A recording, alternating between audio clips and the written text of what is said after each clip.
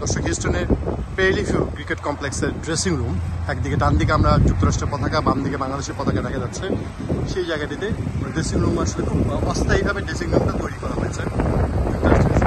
বাংলাদেশের dressing room আমরা দেখতে পাচ্ছেন। পতাকা পক্ষে উঠছে, যদি মাঠের ফলাফল ভালো না।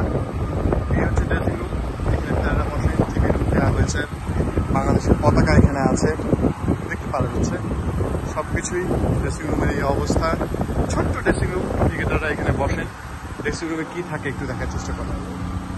আসলে যেটা বলছিলাম, এর ভেতরের অংশটা হচ্ছে বলেছিলাম যে বারবার অস্থায়ীভাবে তৈরি হয়েছে। এখানে বসার জায়গা তৈরি করা হয়েছে। এই যে ড্রেসিং রুম, এই মাঠে আসলে আমরা বাংলাদেশ খেলছিল এবং এই জায়গায় ড্রেসিং রুমটা হচ্ছে ড্রেসিং রুমের বাংলাদেশ টিমের ড্রেসিং রুম দেখা যাচ্ছে।